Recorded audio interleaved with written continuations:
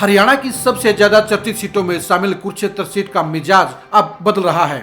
BJP की तरफ से नवीन जिंदल, इंडी गठबंधन की तरफ से सुशील गुप्ता और आईएनएलडी की तरफ से अभय सिंह चौटाला इस चुनावी महाभारत को जीतने के लिए हर मुमकिन कोशिश कर रहे हैं। साफ तौर पर नजर आ रहा है कि कुरुक्षेत्र में अब ट्रायंगल फाइट बन रही है, यानी तीनों ही नेता अब जीत हासिल करने के दायरे में आ गए हैं। सबसे बड़ा बदलाव हुआ है वो है अभय सिंह चौटाला के लिए। कुरुक्षेत्र की सीट के ऊपर 6 लाख सिख और जाट वोटर सबसे ज्यादा डिसाइडिंग फैक्टर साबित होंगे और इन वोटरों को लामबंद करने के लिए ही मुख्य लड़ाई चल रही है सुशील गुप्ता और अभय सिंह चौटाला के बीच में। जहां नवीन जिंदल की तरफ मोदी के नाम के वोट हैं, तो वहीं पर नवीन जिंदल को हराने के लिए जाट वोटर ही सबसे बड़े डिसाइडिंग फैक्टर तौर पर सामने नजर आ रहे हैं। इन्हीं जाट वोटरों को लामबंद करने के लिए अब अभय सिंह चौटाला के साथ में बड़े किसान नेताओं की और खाप नेताओं की फौज जुट गई है। राकेश टिकैत ने आज अभय सिंह चौटाला को वोट देने के लिए किसानों से आह्वान किया। उन्होंने कहा कि अभय सिंह चौटाला को वोट देना किसानों का फर्ज है। आप खुद ही सुनिए अभय सिंह चौटाला को वोट देने के लिए राकेश टिकैत ने क्या कहा। भाई वहां के किसान आए थे, वे कह रहे जी हम तो अभय चौटाला को वोट दें। तुम कहा उसे दे लो, वही क्या खराब है भाई। किसी को अभय चौटाला को वोट देनी तो दे लो, हम क्या मैंने कर रहे हैं। जब वहां के किसान कह रहे तो दे लो, वही क्या खराब है।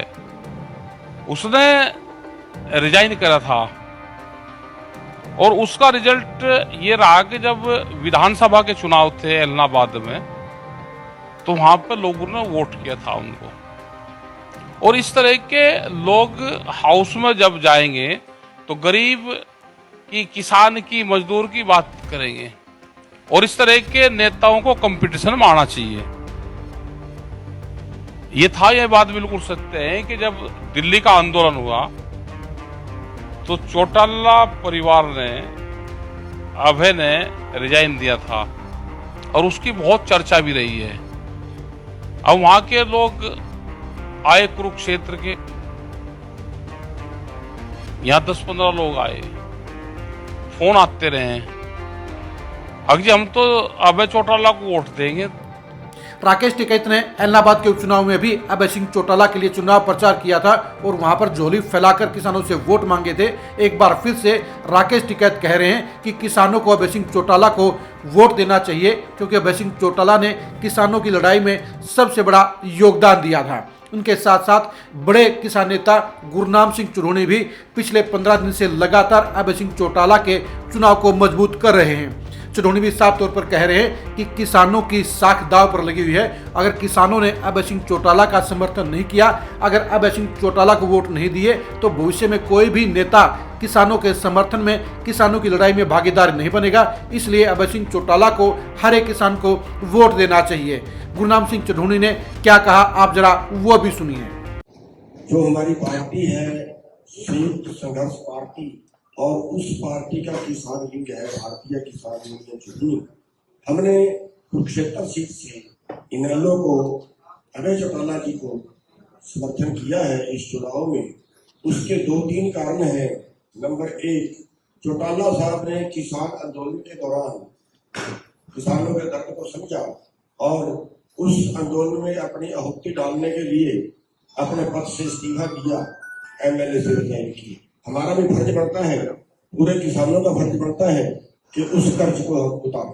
दूसरा, जो बीजेपी का और हुड्डा साहब जो खेल चल रहा है, वो हरियाणा के अंदर खुद बीजेपी को जिताना चाह रहे हैं। पहली सेटिंग जो थी बीजेपी की हुड्डा साहब के साथ ये थी कि आपने किसी पार्टी के साथ समझौता नहीं किया, और दूसरी सेटिंग उनके साथ ये थी कि उन्होंने कमजोर कैंडिडेट देने हैं। जैसे उदाहरण के तौर पर कुरुक्षेत्र में, अब कुरुक्षेत्र में गुप्ता जी है, तो गुप्ता जी का बताओ कुरुक्षेत्र में क्या है।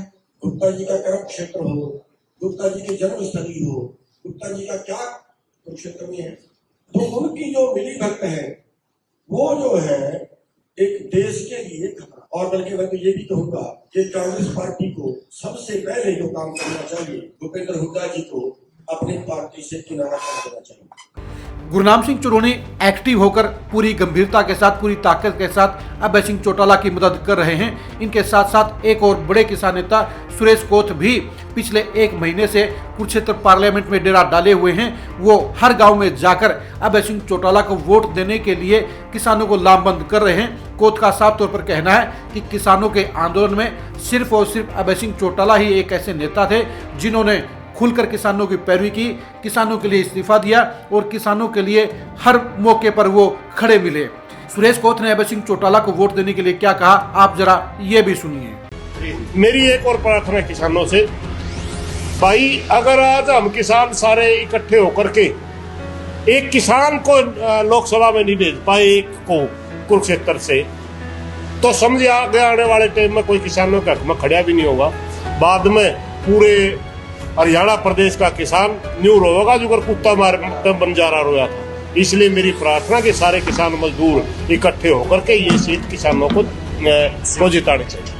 मैं तो उन भाइयों का हाथ जोड़ना रहा हूँ, वो भी ओढ़े बैठे थे, हम भी ओढ़े बैठे थे।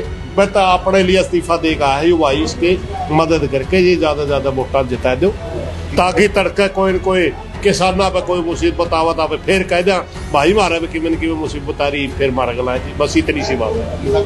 इसलिए सुरेश कोथ लगातार किसानों के बीच में जाकर अभय सिंह चौटाला को वोट देने के लिए मनाने का काम कर रहे हैं, उन्हें एकजुट करने का काम कर रहे हैं। वो किसानों को समझा रहे हैं कि अगर 6 लाख किसान इकट्ठे हो गए तो फिर अभय सिंह चौटाला को जीतने से कोई रोक नहीं सकता है।